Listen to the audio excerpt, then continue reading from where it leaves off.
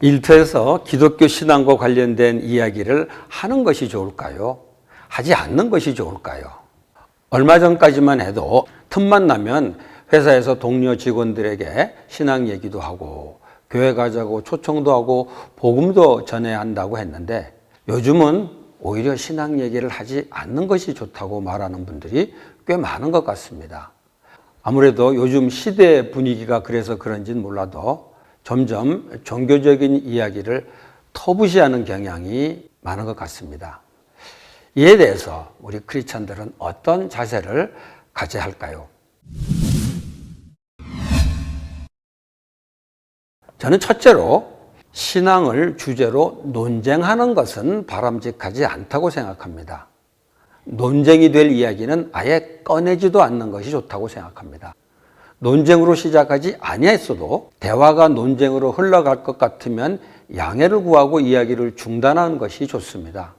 왜냐하면 논쟁은 그 성격상 승패를 가리기 위해서 하는 대화이기 때문입니다. 그래서 논쟁하다 보면 자칫 일터에서의 관계가 손상되기 쉽습니다. 신앙을 주제로 하는 논쟁에서 사실 이기기도 어렵지만 이겼다고 해도 별로 득이 없습니다. 이 때문에 사도 바울은 논쟁 자체에 대해서 아주 부정적으로 얘기했습니다. 어리석고 무식한 논쟁을 멀리 하십시오. 그대가 아는 대로 거기에서 싸움이 생깁니다. 주님의 종은 다투지 말아야 합니다. 비단 신앙 문제뿐 아니라 다른 주제에 대해서도 논쟁은 피하는 것이 좋습니다. 예를 들어서 이념 논쟁이나 동성애와 같은 윤리 문제들, 창조 진화의 논쟁 같은 것도 마찬가지입니다. 이런 문제는 논쟁을 통해서 풀리기보다는 도리어 갈등을 더 심각하게 만들 수 있기 때문입니다.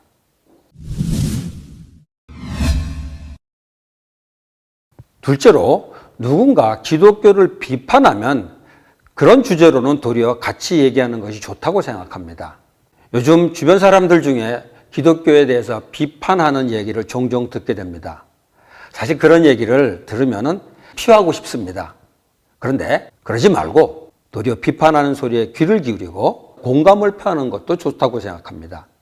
이럴 때 기독교를 굳이 변호하거나 방어할 필요는 없습니다.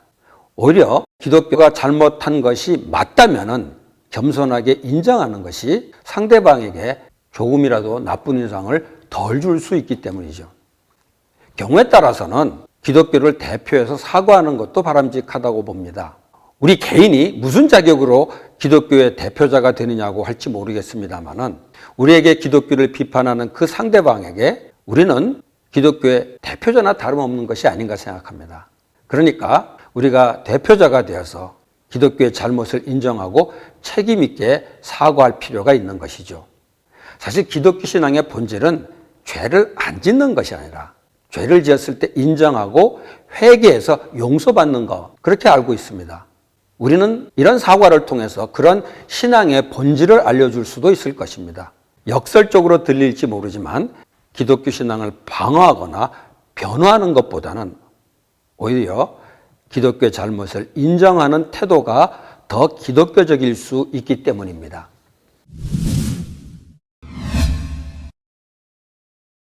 셋째로는 직접적으로 신앙을 주제로 대화하기보다는 일상적인 대화를 하다가 자연스럽게 신앙 얘기가 흘러나오는 것이 좋다고 생각합니다. 한국 사람이 외국에 살다 보면은 어쩔 수 없이 한국 얘기가 나오지 않습니까? 마찬가지로 크리스찬은 어쩔 수 없이 크리스찬으로서 신앙 얘기를 하게 될 수밖에 없습니다. 그런 식으로 자연스럽게 신앙 얘기를 하는 것이 좋다고 생각합니다. 그런데 이때 우리는 대화의 상대가 어떤 사람인가에 따라 대화의 주제나 또는 수준, 강도를 바꿀 필요가 있습니다. 대화는 독백이 아니라 상대방과 함께 나누는 얘기이기 때문이죠. 자칫 상대방과 나의 주파수가 맞지 않으면 의사소통이 제대로 안 될 수가 있습니다. 사도 바울은 누구보다도 복음에 대해서 강한 확신을 가진 사람이었지만 유대인들과 대화할 때와 이방인들에게 대화할 때 서로 다르게 이야기했습니다. 사도 바울은 그 이유를 이렇게 설명했죠. 믿음이 약한 사람들에게는 약한 사람들을 얻으려고 약한 사람이 되었습니다. 나는 모든 종류의 사람에게 모든 것이 다 되었습니다. 그것은 내가 어떻게 해서든지 그들 가운데 몇 사람이라도 구원하려는 것입니다. 물론 이 말은 성경의 내용을 타협하거나 변질하라는 말은 아니죠. 상대방의 상황을 고려하고 배려해서 대화하라는 뜻입니다. 이게 아마도 예수님이 보여준 성육신적인 대화라고 할 수 있습니다. 넷째로, 내가 먼저 신앙 얘기를 꺼내기보다는 상대방이 먼저 신앙에 대해서 물어볼 수 있게 하라는 말씀을 드리고 싶습니다. 상대방이 우리를 보고 우리가 가지고 있는 신앙에 대해서 호기심을 가지게 되어서 신앙에 대해서 물을 때 우리는 신앙 얘기를 얼마든지 해줄 수가 있습니다. 그런데 상대방이 신앙에 대해서 관심을 가지게 하기 위해서는 우리 자신이 세상 사람들과는 다른 가치관이나 세계관을 보여줄 필요가 있습니다. 우리가 믿지 않는 사람들하고 똑같이 산다면 무슨 호기심이 생기겠습니까? 우리가 크리스찬답게 살다 보면 어떤 상황에서 신앙과 관련된 이야기가 자연스럽게 나올 수 있지 않을까 생각합니다. 신앙적인 대화는 억지로 만들어낼 수 있는 것은 아닙니다. 어떤 의미에서 좀 준비하고 기다려야 합니다.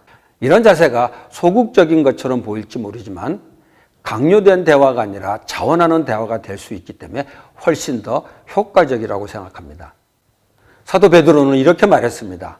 너희 마음에 그리스도를 주로 삼아 거룩하게 하고 너희 속에 있는 소망에 관한 이유를 묻는 자들에게는 대답할 것을 항상 예비하되 온유와 두려움으로 하고.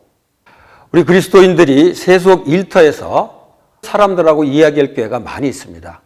이때 우리가 가지고 있는 믿음에 관해서 얘기하는 것은 자연스럽습니다. 사도 바울은 우리가 세상 사람들과 대화하는 데 관해서 이렇게 조언했습니다. 외부 사람들에게는 지혜롭게 대하고 기회를 선용하십시오. 여러분의 말은 소금으로 맛을 내어 언제나 은혜가 넘쳐야 합니다.